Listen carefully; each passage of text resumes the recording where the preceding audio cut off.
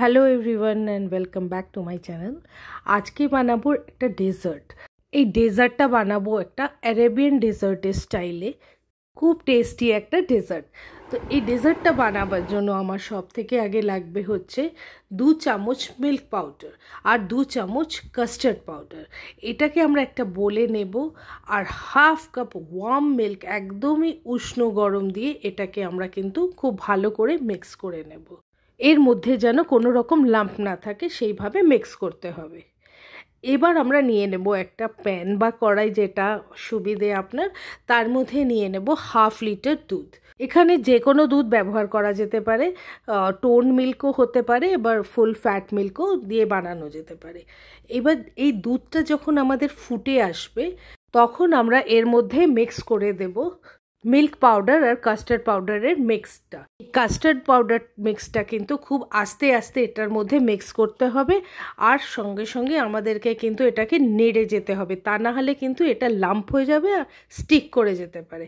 তাই ঠিক এভাবে কন্টিনিউয়াসলি এটাকে আমাদের কিন্তু নাড়তে থাকতে হবে।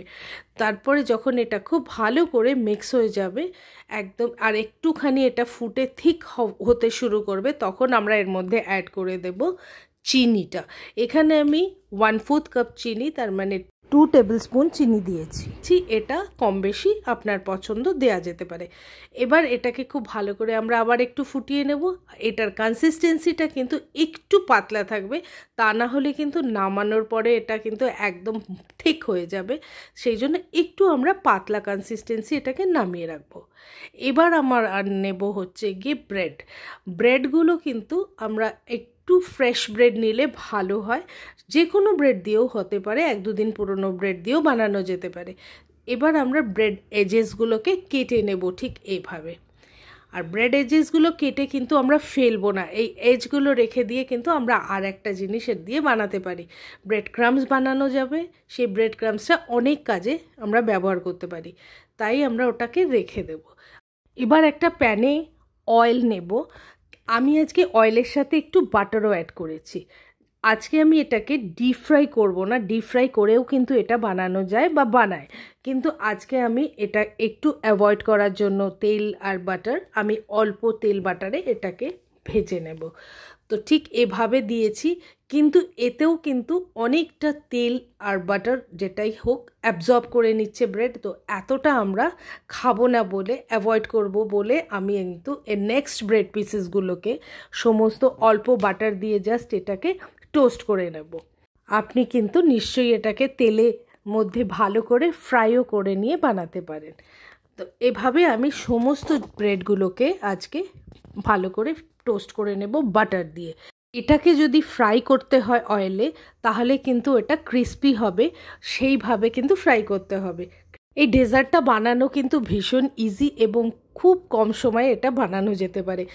এই যখনই ব্রেড একটু এক্সট্রা থেকে যায় বা লেফট ওভার ব্রেড আমাদের থেকে যায়, আমরা কিন্তু সেই ব্রেডটাকে এভাবে ইউজ করতে পারি। খেতেও ভালো হবে, আবার বানাতেও খুব ইজি। আমার সবগুলো ব্রেড এখন টোস্ট করা হয়ে গেছে। এবার আমরা নেব ক্রিম। এই ক্রিমটা বাড়িতে ক্রিম থাকলেও সেটা দিয়েও করা যেতে পারে, বা আমি নিয়েছি আজকে ফ্রেশ ক্রিম যেটা পাওয়া যায় সেটাই আমি ইউজ করেছি। সেই ফ্রেশ ক্রিমের মধ্যে অ্যাড করে দেব কনডেন্স মিল্ক। এখানে 1/4 কাপ আমি 2 বড় টেবিল চামচ কনডেন্স মিল্ক ইউজ করেছি। এই ক্রিমটার সাথে আমি ভালো করে এটাকে মিক্স করে নেব। আপনি যদি হুইপ করতে চান সেটাও করে নিতে পারেন, আমি জাস্ট মিক্স করেছি। এবার আমরা যেটার মধ্যে ডেজার্টটা বানাবো সেটার মধ্যে কিন্তু আমরা প্রথমে এরকম ব্রেড পিসগুলোকে এভাবে রেখে নেব। তার ওপরে আমরা কাস্টার্ড যে বানালাম সেটাকে এর মধ্যে দিয়ে দেব। খুব ভালো করে দেব যাতে এগুলো সব ডিপ হয়ে যায়, একদম কভার করে দেব ভালো করে। এইভাবে খুব সুন্দর করে এটাকে আমাদেরকে বানাতে হবে, যাতে আর আমি কনসিস্টেন্সিটা একটু পাতলা রাখতে বলেছিলাম কেন, যে এইভাবে এটা দিলে এগুলো খুব ভালো করে সোক হবে। তো এইভাবে এটাকে আমরা প্রথমটা দেব। এবার নেক্সট লেয়ার বানাবো, তার জন্য আবার আমরা ব্রেড পিসগুলোকে এভাবে রাখবো, ঠিক সবগুলো দিয়ে একটা লেয়ার আবার বানাবো, নেক্সট লেয়ার। এর ওপরে আবার আমরা আর একবার কাস্টার্ডটা দিয়ে দেব, ঠিক এভাবে। এরকম করে আপনি 2-3টে আপনার পছন্দ মতো লেয়ার্স বানাতে পারেন। তো আমি আজকে 2টো লেয়ারের ওপরে কাস্টার্ড দিয়েছি। এবার থার্ড লেয়ারটা যে আমি বানাবো, ফাইনাল লেয়ার এটা, এর ওপরে আমি কিন্তু ক্রিমটা ইউজ করব। এভাবে বানালে ডেজার্টটা ভীষণ টেস্টি হয়, বা সম্পূর্ণটা কাস্টার্ডটা দিয়েও বানানো যেতে পারে এভাবে। এবার আমরা ক্রিমের লেয়ারটা এর ওপরে দেব, ফাইনাল লেয়ারটা ঠিক এইভাবে। যখন এই লেয়ারটা পুরো হবে, এটাকেও কিন্তু আমরা পুরোটা কভার করে ভালো করে দেব। আর এবার একদম ওপরে গার্নিশ করার জন্য নিজের পছন্দ মতো ড্রাই ফ্রুটস দিয়ে দিতে হবে। আমি এখানে দিয়েছি আমন্ডস, আর আজকে দিয়েছি ব্ল্যাক রেজিন। এটা সম্পূর্ণ নিজের ওপরে যেটা ভালো লাগবে সেটা দিয়েই করতে পারেন। তো এভাবে আমাদের ডেজার্টটা প্রিপেয়ার করেছি। এবার আমরা এটাকে 2 ঘন্টা অন্তত রেফ্রিজারেটরে রাখবো। তো আমি এটাকে বেশিক্ষণ রাখতে পারিনি, এটাকে আমরা টেস্ট করে দেখব বলে। অ্যারেবিয়ান স্টাইলের এই ডেজার্টটা অবশ্যই একবার ট্রাই করবেন, খুব ভালো লাগবে।